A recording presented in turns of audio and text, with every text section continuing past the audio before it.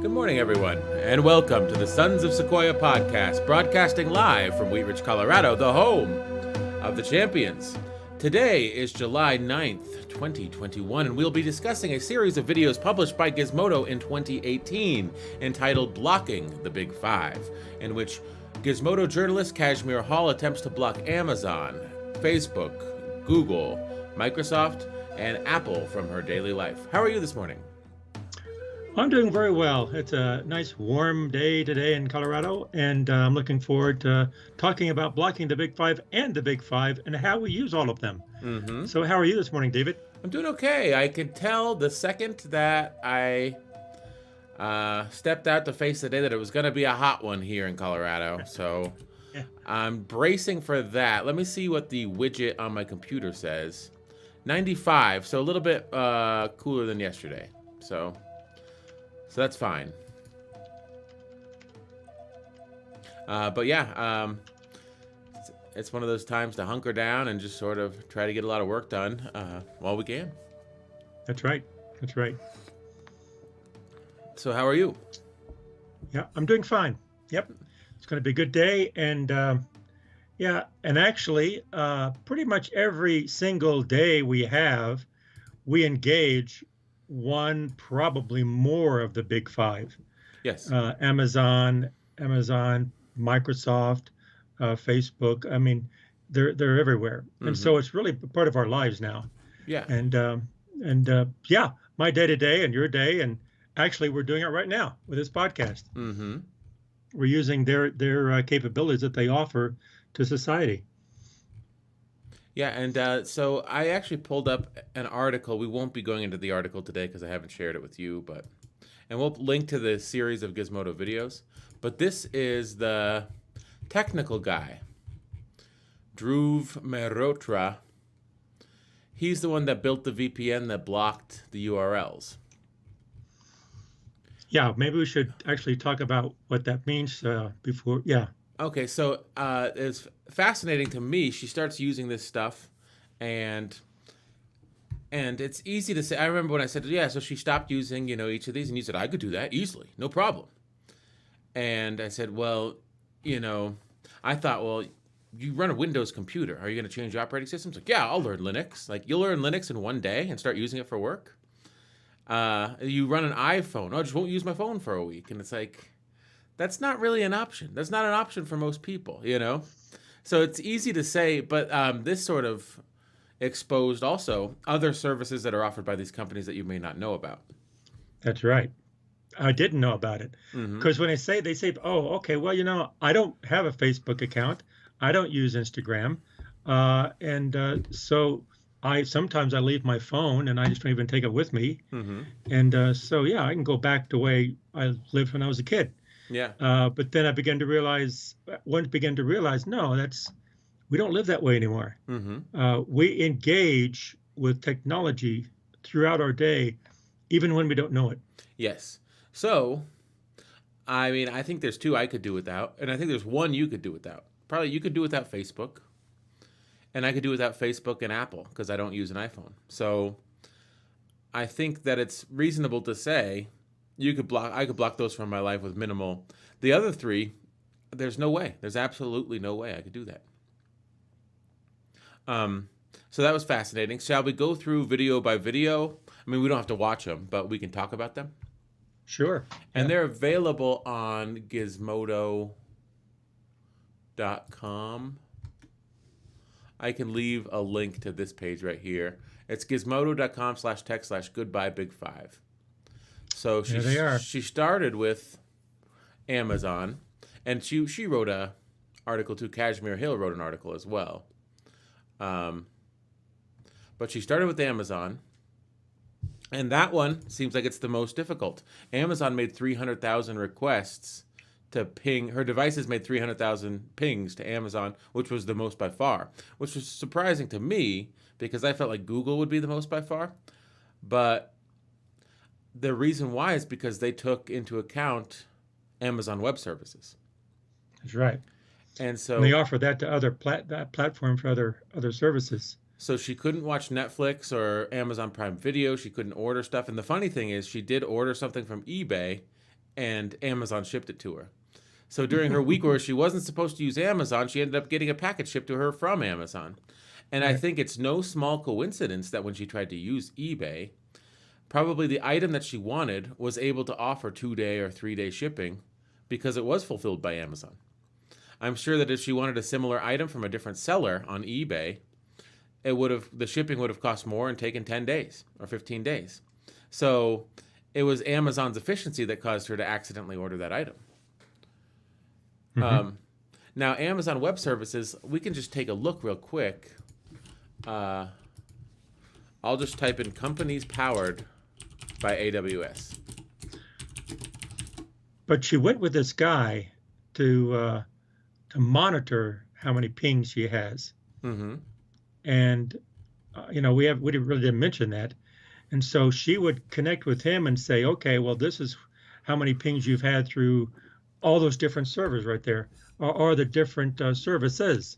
And so she didn't realize how many of them there were. Mm-hmm. She didn't measure all that. She had this third party with his software. They did it. So here's the biggest spenders on Amazon: Netflix, Twitch. Twitch is part of Amazon, but whatever. LinkedIn, which is part of Microsoft. Why aren't they using Microsoft Cloud? Who knew? That's right. Facebook, Turner Broadcasting, the BBC, Baidu, ESPN, Adobe, and Twitter.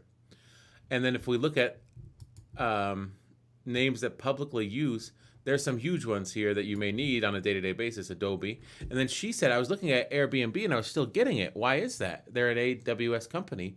And then they explained in the video, content delivery networks. So Right. Amazon holds the lion's share of the data, but they farm it out to content delivery networks, and they're cached in content delivery networks. So even though she wasn't pinging Amazon's server, she was getting data that was actually ultimately stored by Amazon. So anyway, the Amazon one was eye-opening because Spotify, SoundCloud, Sony, Slack, a lot of stuff that people use on a day-to-day basis. Slack is a business tool. It becomes sort of, you can't see it without Amazon Web Services. And that was Hmm. surprising because I think of Amazon like, oh, well, I just wouldn't watch Prime Video and I wouldn't order anything and then I'll have cut Amazon out of my life. It's not something that we really interface with day to day unless you're shopping. Now, I feel like our family, especially me, I got a Prime membership and they sucked me in a little bit.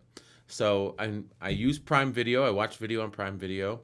And because I had an existing Prime membership and I run a lot of my digital life through Gmail accounts.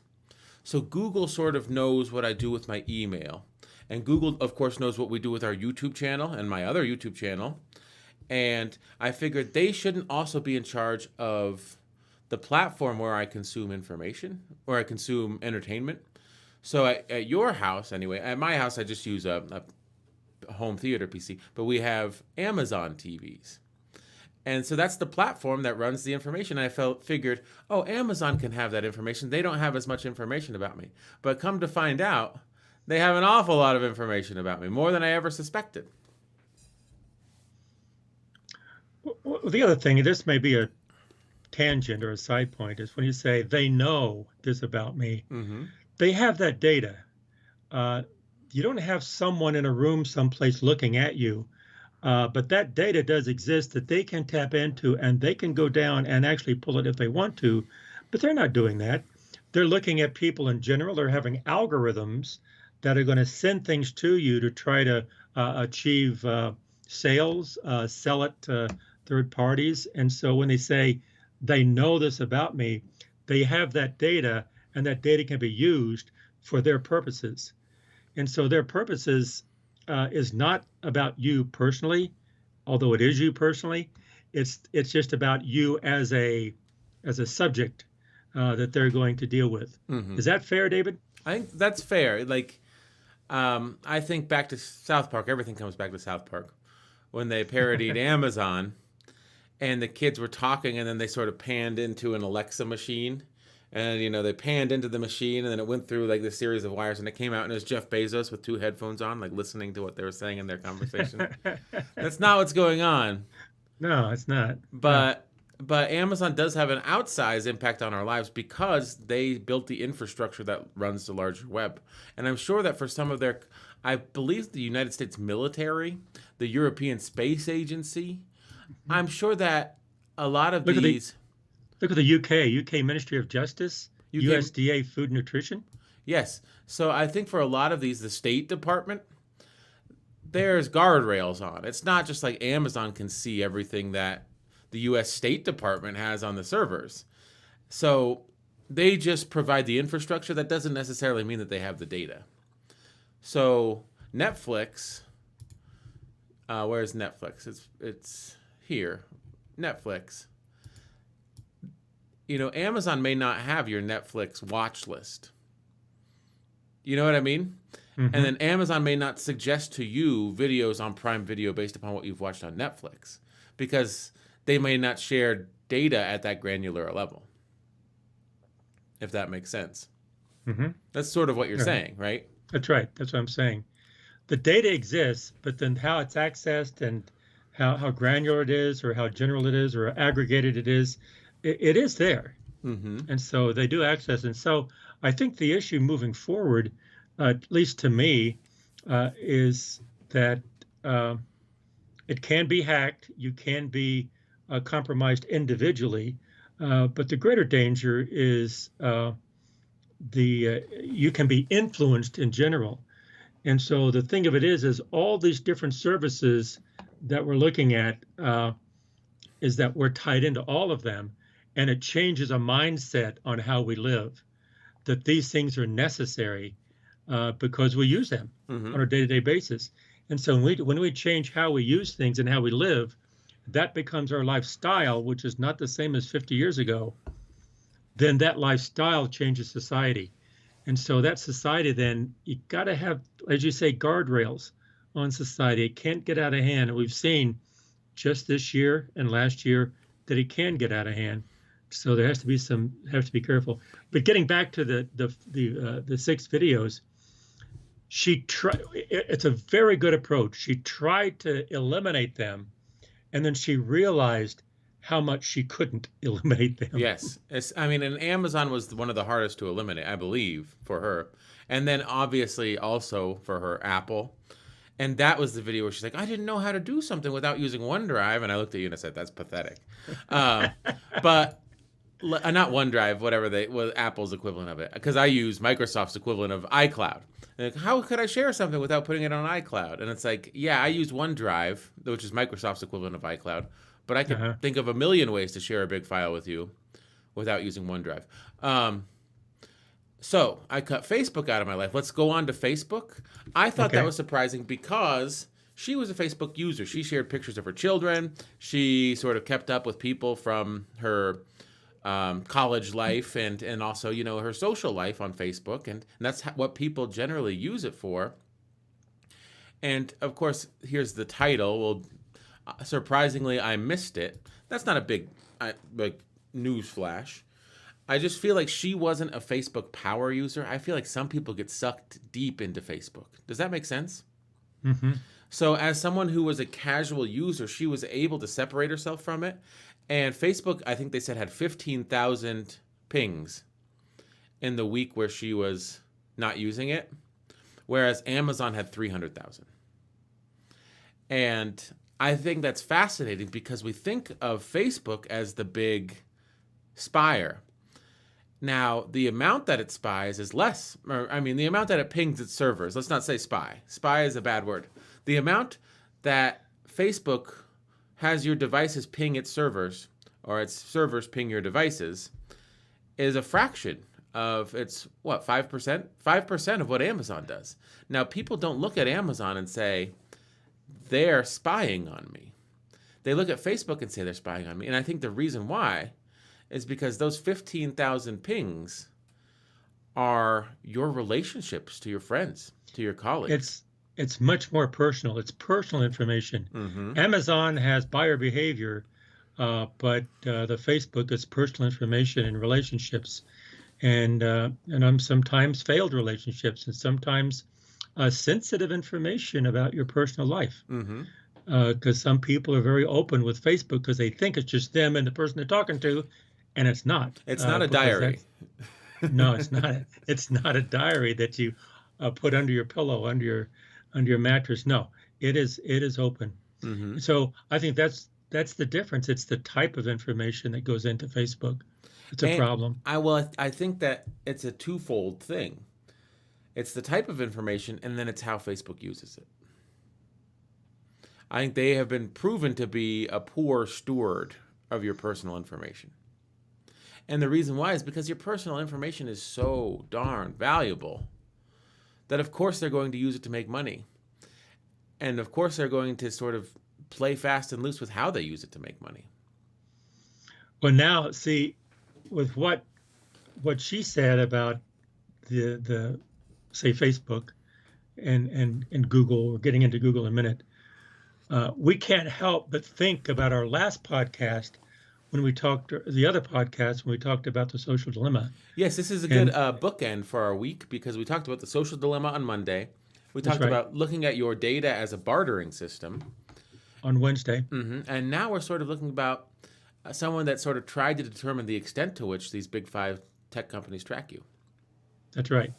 And it is a good book into this week. The week of July. This is a very good three types of things that we did in our podcast. But I think everyone should begin looking at these things and analyzing them and fold them into the discussion. I think a lot more people should be talking about these different dimensions and different viewpoints, because we can't help but think about back with the social dilemma. A lot of those people in that documentary were saying that the whole reason that their algorithms exist is for a purpose, and that purpose is not necessarily for the benefit of the user.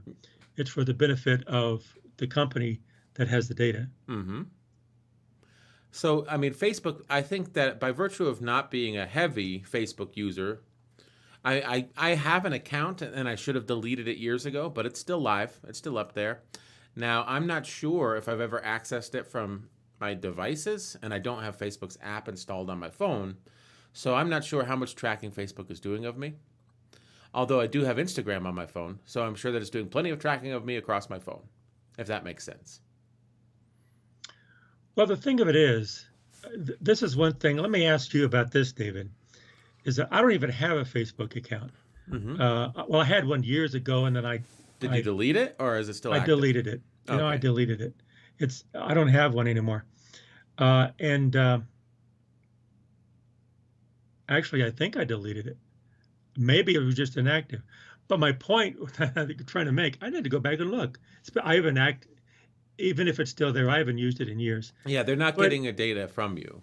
no. But it's connected. It's connected with the other servers, the other types of technological information acquiring data, like GPS. And so even though Facebook doesn't get information from you directly, it may have information about where you go, who your friends are, through other means, like through Google or through Microsoft when you have your Gmail accounts. And so they will know, and through Facebook, the people that do use Facebook that are your friends, they'll know what they do. So they know more about you, whether you give them your information or not, Mm-hmm. because it's all connected. So when you start thinking about it, we can't. Another way, a philosophical way of looking at this is you can't change it. It's all the genie's out of the bottle. It's here. It's to stay. The question is, what do we do about it, and how do we manage it, and how do we have safeguards? And we have to understand. We have to talk about it, understand it as best we can, and move forward to where it's going to be for our benefit and not to our detriment, Mm-hmm. not only individually in our community, but our society. So So moving I guess on, that's why we're talking about it, right, David? Uh-huh. I And that's think why we're here. I think we're basically just going on the titles at this point. I tried to block Amazon for my life. It was impossible. That's because of the vast amount of companies that run on Amazon Web Services. I cut Facebook out of my life. Surprisingly, I missed it. That means that's doable. That's why you can delete Instagram and Facebook and WhatsApp. Those are the three big companies controlled. And then Oculus, if you don't use VR. So Instagram, WhatsApp, Facebook, and Oculus. You can get rid of those from your life. They're not, well, I can get rid of those from my life. I'm not dependent upon those services. Some people have built businesses on top of Instagram. They've built businesses on top of Facebook, and you flat out cannot get rid of those.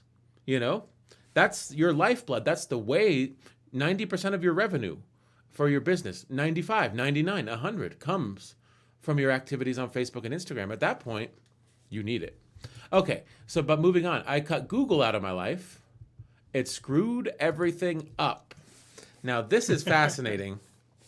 First of all, Google search is its first product, Google search.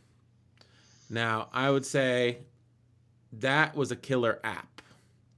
Back in the early 2000s, late 90s, when Google search came along. And it's fascinating to me how, and she makes this point with maps as well. So Google Maps is a fantastic product. Google search is a fantastic product.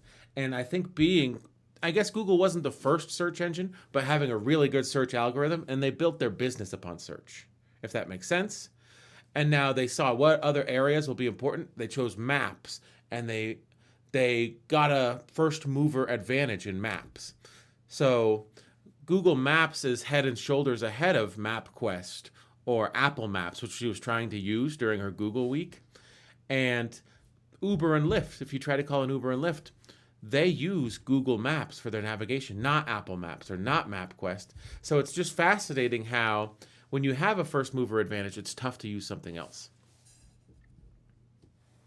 Well, I think the advantage of Google Maps is not that they use maps, is that those maps are connected with everything else that Google has. Mm-hmm. And so that's the effectiveness of what they do, because they can tie into the other sources that they have, the other capabilities they have, because maps have been around for a long time. Even the information systems, geological, geographical information systems been around for decades, but their search with the maps, with all of their other capabilities, made it much more useful and much more valuable.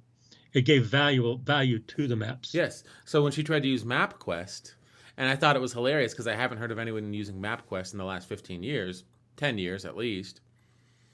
She's on her phone and says MapQuesting it, and it's just, it seems so antiquated. And then she gets put on a route that doesn't account for traffic like Google does. And I think that a lot of it is network effects. When you have a lot of users, they can report speed traps, they can report traffic jams on the app, and then that sort of in real time gets sort of trickled down to your other users. So Google has good products, and we use Google products. Obviously, I use Gmail. You don't really use Gmail, but you use Gmail for your YouTube channel. That's right. I have a YouTube channel outside of this podcast, and we are on YouTube every single day. Now, the interesting thing is this is Gizmodo's website, and they posted the videos themselves, you know? You click here, and it loads gizmodo.com. So they uploaded this to their web server, and this isn't a YouTube embed. But it's much easier to watch it on YouTube. Because YouTube, the way they handle video infrastructure, that's a service they're providing you. And I think that they do a great job of sort of, if you upload a video at 1080 or 4K, it'll downgrade that video to 1080, downgrade it to 720, downgrade it to 480, and it'll put all of those videos on its servers. And then if someone's looking at it from a weaker connection, they'll serve them the right bit rate. You know, so if someone's on a slow internet connection, they can still see your content at 480p instead of 4K. So they're getting 1/10 of the Ks or whatever, 1/10 of the vertical resolution. The bit speed, yeah. Yeah, and but they still get to see your content. And Google does that for you. And if you upload to your own website like Gizmodo did, it doesn't do that for you. It's fascinating to me. Just the services that they provide in terms of handling. And when she said it screwed up everything, one of her reasons was Google fonts are all over the internet. And so it broke a bunch of websites because a bunch of websites use Google Fonts. So we can take a look at Google Fonts real quick.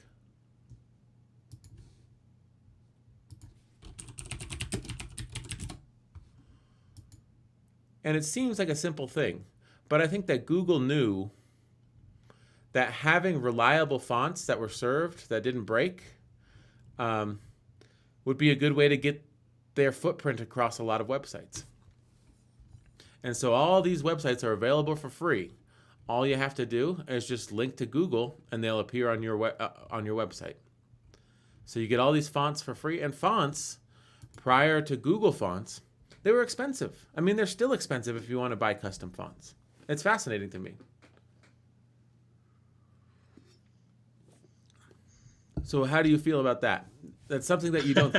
That's something you don't think of, right?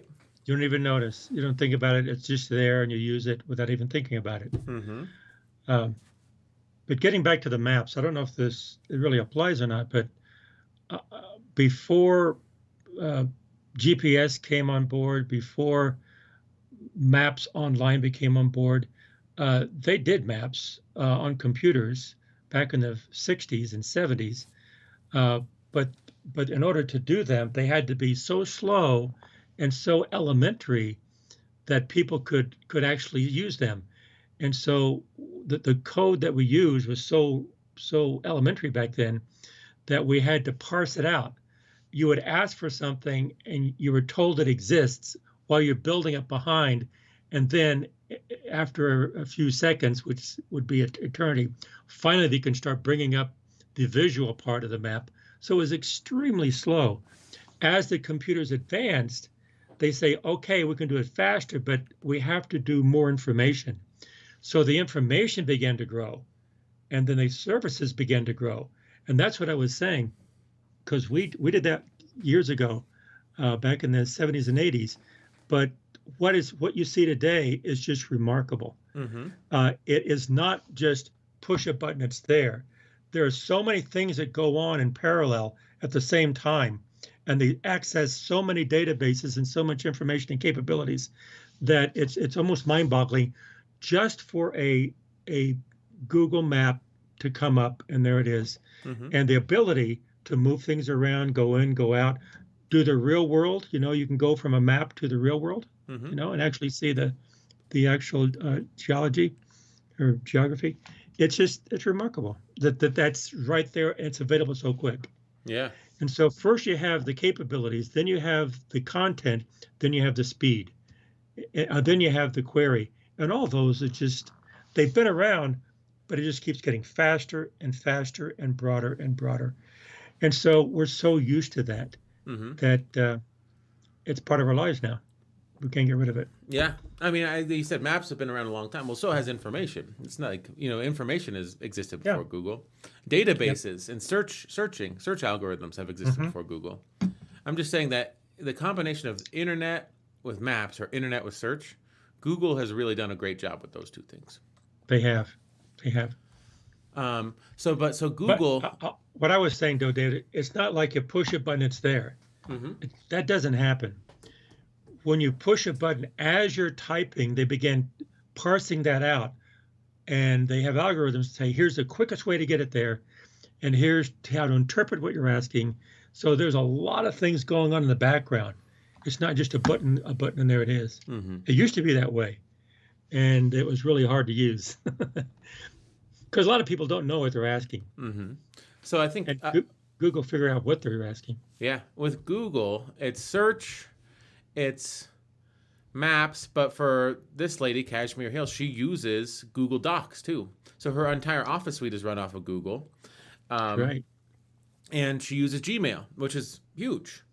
So she had to switch to Proton Mail. And then it's like, how do you migrate your docs without using Google? You don't really. I mean, so you don't really have access to your documents because they're stored on your Google Cloud. They're not really stored on your computer locally. And it's fascinating how it all works, oh, don't worry, you don't need access to your files. They're available whenever you log into your Google account. It's like, what if I don't want to use my Google account? It's like, well, then you don't get your files. It's like, so are they really my files at that point? That's a good question to ask. But that leads us to the next one, which I would have a hard time with Google as well. Also, big caveat, big caveat. Google is also Android, so half of the smartphone market. There's just two options. There's Android and there's iOS. So Android is owned by Google, iOS is owned by Apple. So if you want to use a smartphone, you can't really get the big five out of your life. So that's another big one, and she had to struggle with that when she went into week 5. But let's go to week 4 first, where she cut Microsoft out of her life. She thought that would be easy because she uses Google Docs. She uses a iPad and an iMac and an iPhone. She's Team Apple. Now, I think that the fascinating thing is, so I do video editing, obviously, and I know for a fact that there are some times when I'll receive videos in a project that are in a codec that is owned by Apple. And so for her thing was, let's block the external IP addresses, and then we're free of the tech giants. But the thing is, I'm sure that on her iMac, there is Microsoft code running. And on my Windows workstation, there's Apple code running. I think that it's difficult to avoid. They're such huge companies that there's native code running on your workstation from these other companies. And so she said, I don't use it, but what was crazy is I rented a car and the navigation system was powered by Microsoft. So I couldn't use the navigation system. And when I would go to buy a coffee at the coffee shop, their point of sale was Microsoft. And so it sort of begs the question, like, are you really getting rid of Microsoft if, someone else is using Microsoft to serve you? You're not really, right? That's right. Yeah, you have a good memory. I forgot she said all those things, but she did. And it was very revealing, very revealing.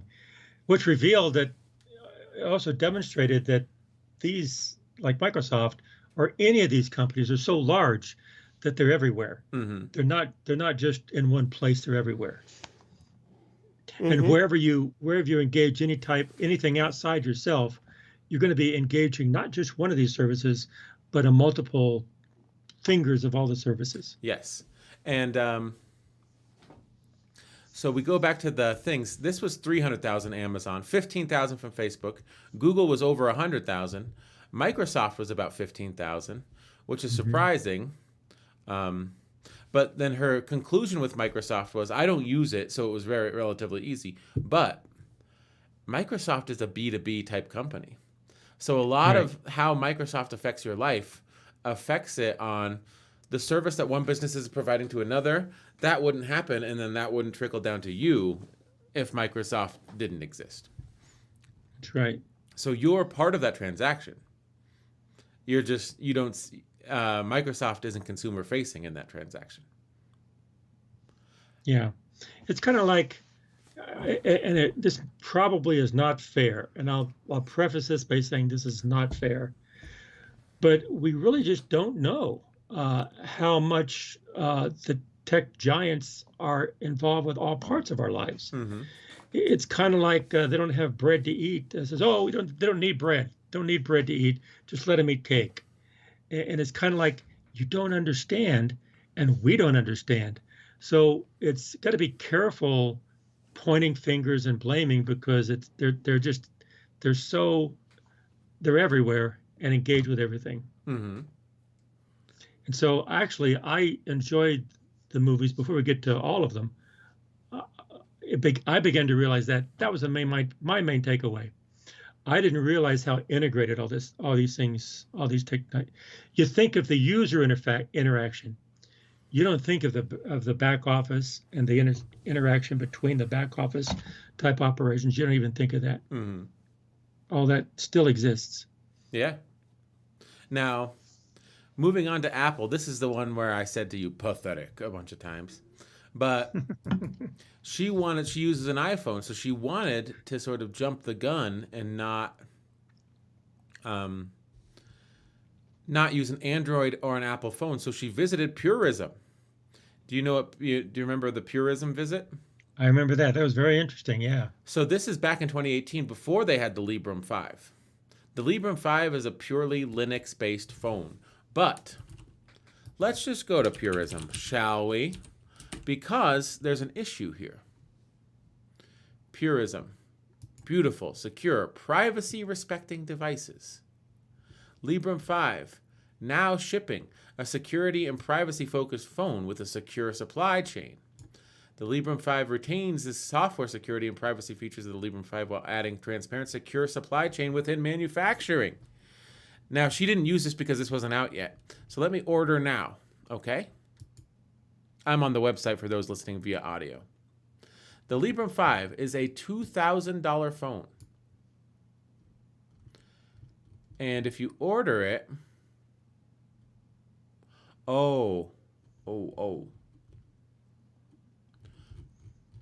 Let's add to cart.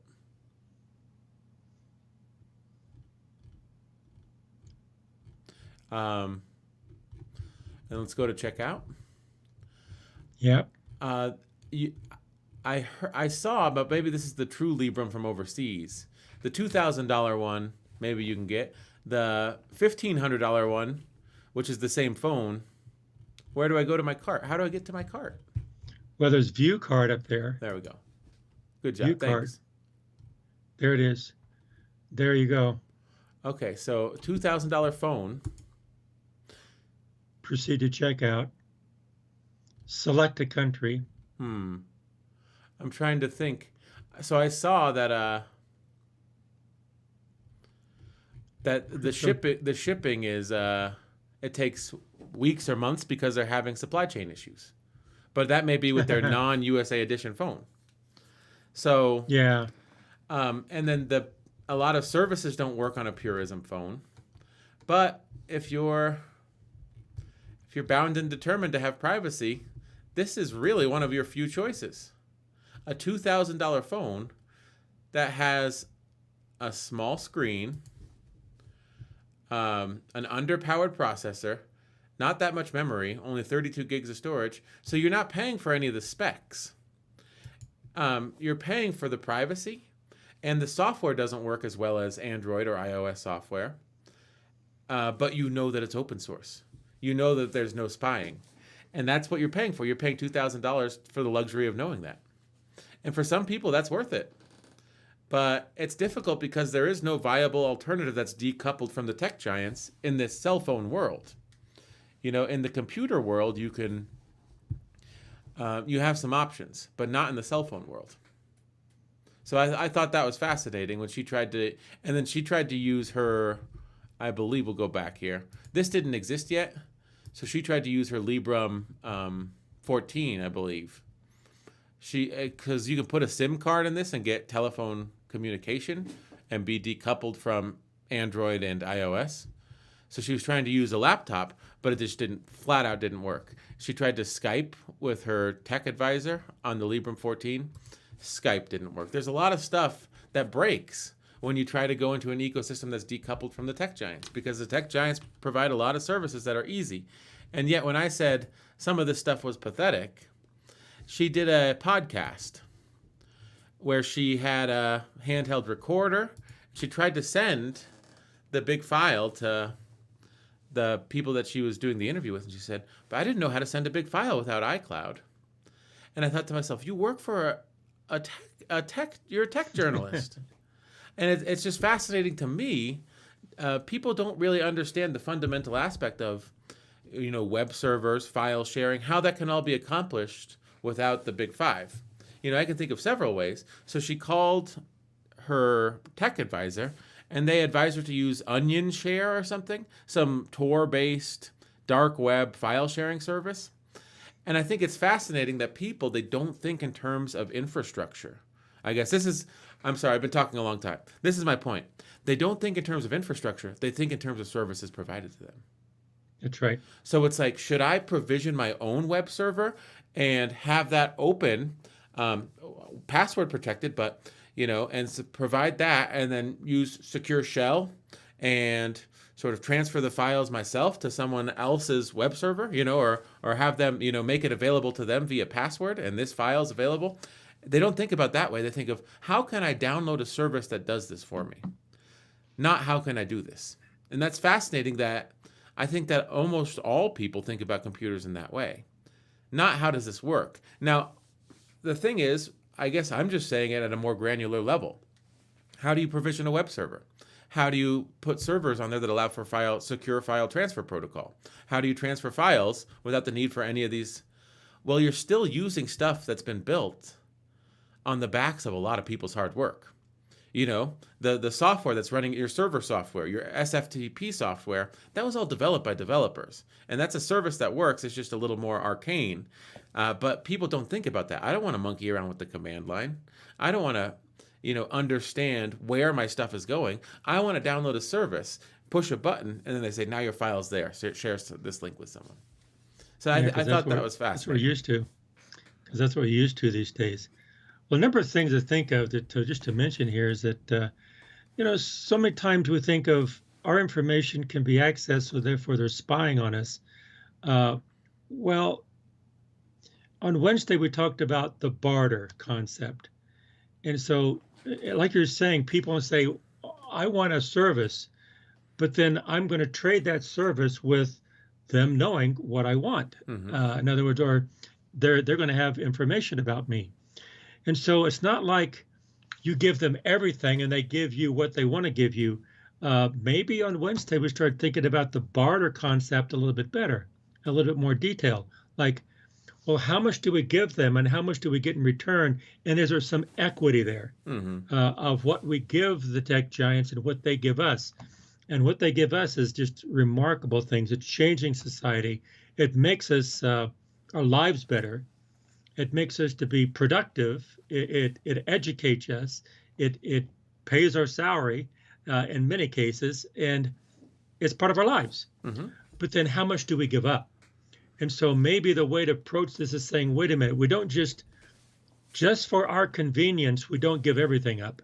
We say we need some kind of a barter system to where the connections should be in such a way that there's growth on both sides, but the growth on both sides doesn't unequally weigh one side over the other, because when you do, then you have problems. So somehow they have to go hand in hand. I was just thinking of that, and you're right. People do look at how easy it is, how convenient it is for them to do. Where's my click to do it? Well, that's how they've thought. Our society have thought that way, because I struggle with that too. I struggle with that with my students. They would say, "Well, tell me what I need to do to get the answer." I said, "Well, you have to think to get the answer. Figure it out." They go, "I don't want to think. I want to say, put this here. That's my answer." But I want to explain why that works, and they don't want to know that. Yeah. So, I mean, the reason why Amazon has, 1 million IP addresses that they were blocking via the VPN. The reason why Facebook has 500,000 IP addresses, whatever it is, I'm just making up these numbers, is because computers run on servers. And these big five have millions of servers. And the question is, well, if I'm not going to use Gmail, do I use Proton Mail? Or I need a service. Oh, if I'm not going to use iCloud, do I use Onion Share? I need a service. But people don't think, what are they doing? They have a computer in the sky, and that's provisioned with services. What if I had my own computer in the sky provisioned with services? What if I knew how those services worked? What if I understood that I can upload to that server and there's a file there, and then I can point people to that file and they could find it on the same server via the IP address of my server instead of the IP address of Microsoft or Google or Amazon server? And people don't think that way.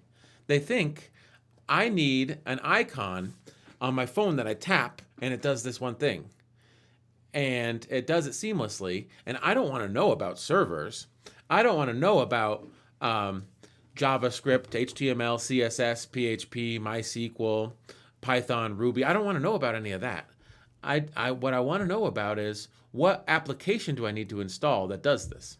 And I think that that's powerful to know which applications do what, to sort of understand the context of each application and what they're capable of. But it's also powerful to understand that it's all just built on a bunch of web servers.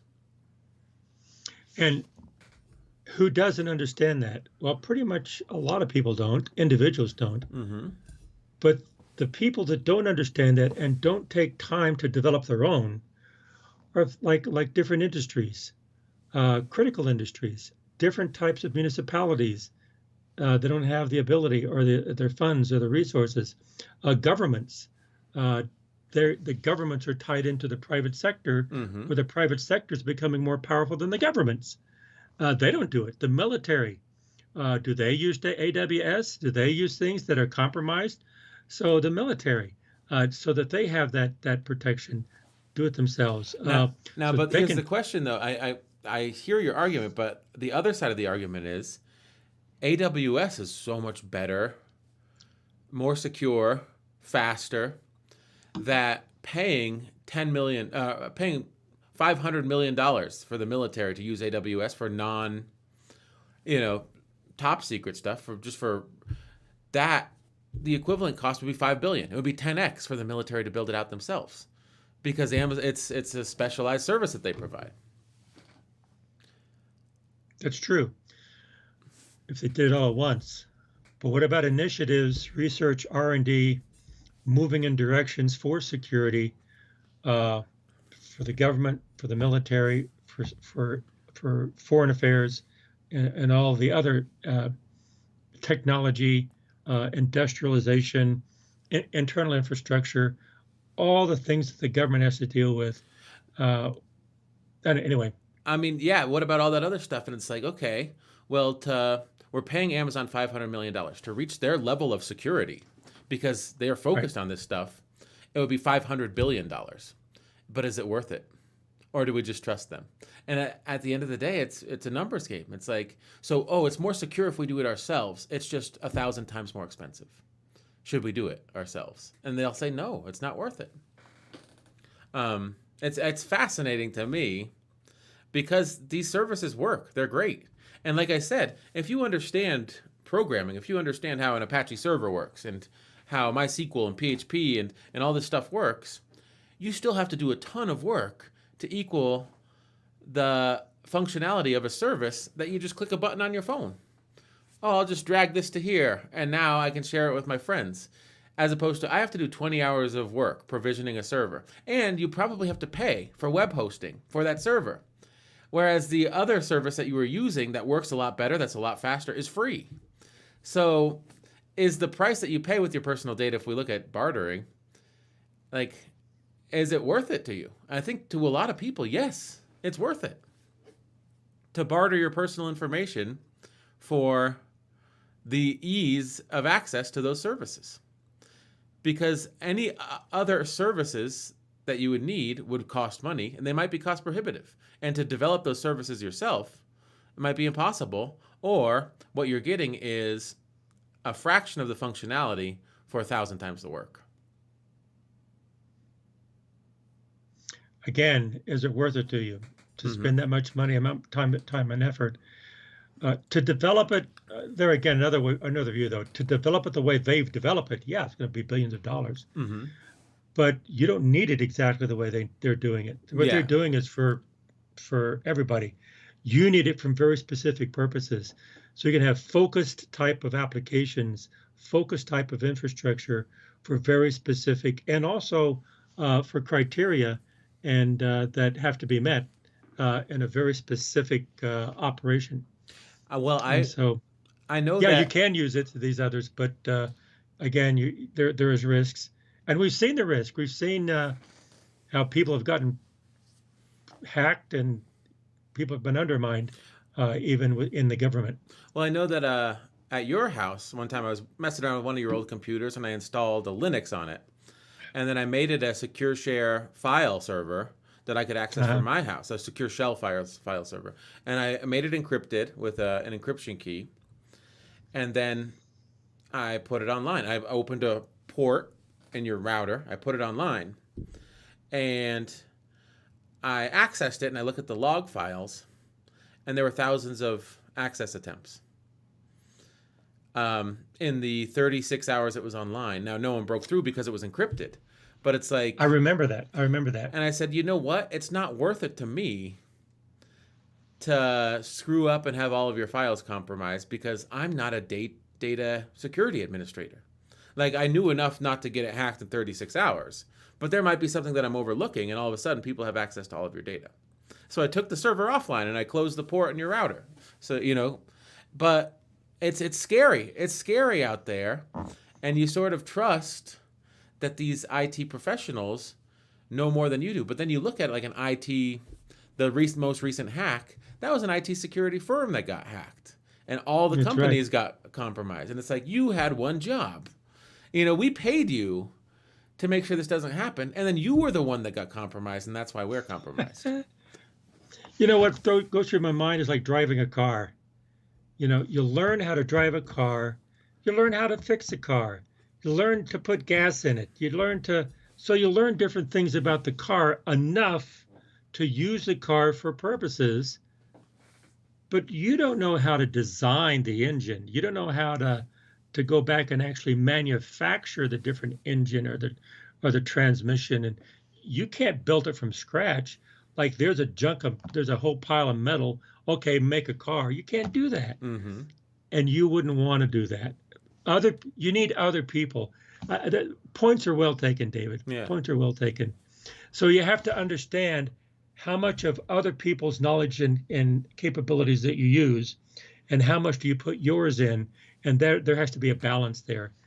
And maybe that's what the barter concept is. How much do we use and how much do we put to it in order to have something that's valuable? I really don't know. It's food for thought. Again, we need each other, but everybody has something to contribute. We need to listen to everybody and try to understand what people are saying to move forward. Yes, and I just one more note before we move on. This cutting out Apple, she was so dependent on Apple services, but the thing is that people that use Apple services, they can do amazing things. I know YouTubers, they don't know anything but Final Cut Pro and their iPhone, and they're making incredible stuff. And they're using whatever the thing is called. I don't know what the Apple services are called, but they're filming stuff on their iPhone and then they're sharing it. AirDrop is what it's called, to their iMac or their MacBook. And then they're using the Apple editing program, and this stuff is insane. It's amazing. And they're doing it all within that ecosystem. If you took them out of that ecosystem, they wouldn't know where to begin. But it sort of streamlines their creativity. And they sort of think, oh, there's an app for that, there's an app for that, there's an app for that. And they don't need to know about how anything works. That's not what they're not trying to achieve knowledge on how it works. They're just trying to use these services. And what Apple has done is streamline the services so that they're super easy. And so if you step outside, that's what she said, stepping outside the walled garden of Apple has been a nightmare. Because a lot of times, services that don't exist, where everything is streamlined and everything has the same design language and all the apps sort of function the same, even though they're working at cross purposes. That's like all in the Apple ecosystem. You're using 50 apps designed by 50 different developers that have 50 different design languages, 50 different sort of, where is the setting? It's in a different place on every single app. On the Apple apps, they're always the same. So I don't really blame her. It's just fascinating to me that someone that's a author for a tech journal could sort of have a tech literacy level that's dependent upon one company. But to close out, cutting the big five out, that seems nearly impossible.